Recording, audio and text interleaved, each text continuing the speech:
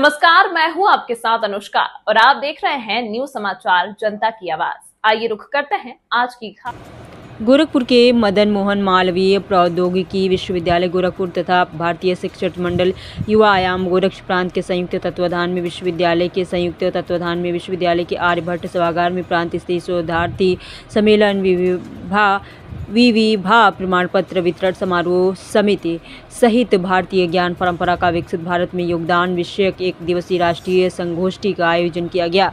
कार्यक्रम के मुख्य अतिथि के रूप में दीनदयाल उपाध्याय गोरखपुर विश्वविद्यालय के माननीय कुलपति प्रोफेसर पूनम टंडन उपस्थित रहीं, जबकि राष्ट्रीय संगोष्ठी के सारस्वत वक्ता के रूप में भारतीय शिक्षण मंडल के अखिल भारतीय संगठन मंत्री माननीय BR शंकराचार्य उपस्थित रहे। विशिष्ट अतिथि के रूप में गोरक्ष प्रांत के सह प्रचारक सुरजीत की उपस्थिति रही।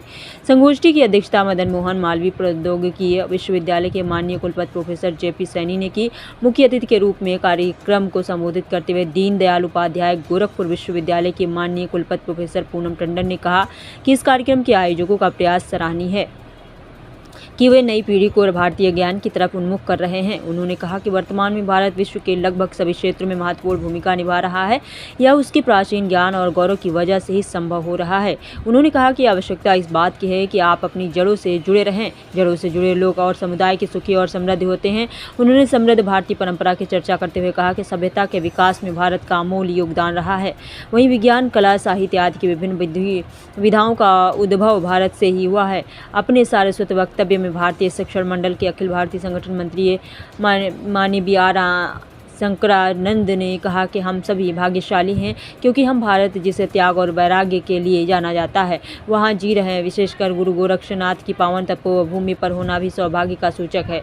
उन्होंने कहा कि प्रयोग में समय समय पर सुधार करने से पद्धति विकसित होती है, पद्धति में सुधार से परंपरा और परंपरा से सुधार से संस्कृति विकसित होती है। उन्होंने कहा कि भारत की संस्कृति कभी मरी नहीं है और कभी मरेगी भी नहीं क्योंकि वह मृत्युंजय है। उन्होंने कहा कि निस्वार्थ भाव से मनुष्य मात्र के विषय में सोचने व कार्य करने की सोच विकसित करती भारत की संस्कृति। उन्होंने भक्ति का महत्व रेखांकित करते हुए कहा कि भक्तिहीन ज्ञान अहंकार की तरफ ले जाता है और भक्तिहीन कर्म भोगवाद की तरफ ले जाता है। भक्ति युक्त कर्म ही तप होता है। ये विडंबना है कि आधुनिक शिक्षण पद्धति में विद्यार्थियों को स्वार्थी बनाने का उपक्रम चल रहा है जो चिंतनीय है। उन्होंने कहा कि व्यक्ति का भक्त नहीं भारत का भक्त बनना है। भारत की भक्ति रोम रोम में प्रस्फुटित होगी तो हम सभी भारत के शिल्पकार बन जाएंगे।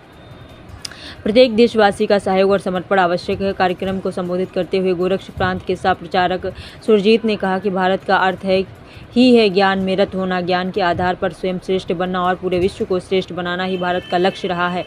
ज्ञान के सभी क्षेत्रों में भारत अग्रणी रहा है।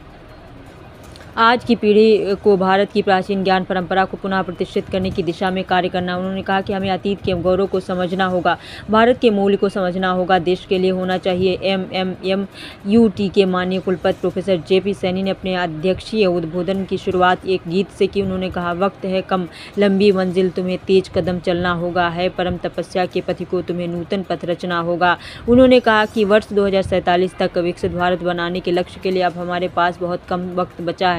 हमें विशेषकर युवा पीढ़ी को तन्मयता से कार्य करना होगा। प्राचीन भारत ज्ञान संपन्नता आवश्यकता है, उसके पुनरुत्थान की नई पीढ़ी से उसका परिचय कराने की इन्हीं उद्देश्यों को साकार करने के उद्देश्य से राष्ट्रीय शिक्षा नीति का प्रावधान किया गया है। राष्ट्रीय शिक्षा नीति स्वामी विवेकानंद के विचारों पर आधारित है और विकसित भारत के लक्ष्य में सहायक होगी।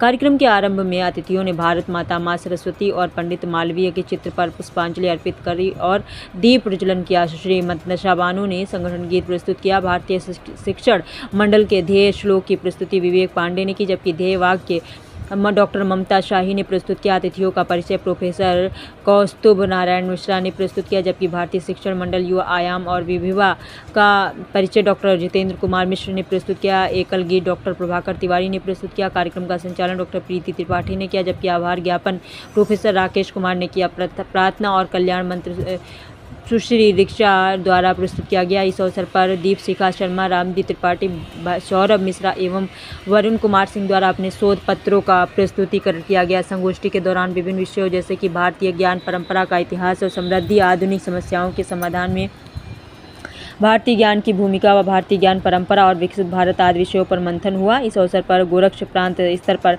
चयनित किए गए 49 शोध पत्रों में से 4 श्रेणियों क्रमशः स्नातक, प्रास्नातक शोध छात्र व 30 वर्ष से कम आयु के अन्य व्यक्तियों की श्रेणी में से प्रत्येक श्रेणी के 3-3 श्रेष्ठ शोध पत्र लेखकों को पुरस्कृत भी किया गया। बता दें और सभी प्रतिभागियों को प्रमाण पत्र वितरित किए गए। कार्यक्रम के आयोजन में professor DK Dwivedi, Pradeep Singh, doctor Pradeep मूले, डॉक्टर देवेश कुमार, डॉक्टर उग्र सिंह, डॉक्टर प्रदत्त भारती, उपेंद्र नाथ सिंह, अंजनी कुमार सिंह सिद्धेश्वर, प्रोफेसर अर्जुन मिश्र, प्रोफेसर शोभा गौड़, अशोक कुमार शुक्ल, प्रोफेसर ममता मणि आदि की महत्वपूर्ण भूमिका रही। आइए देखते हैं पूरी रिपोर्ट।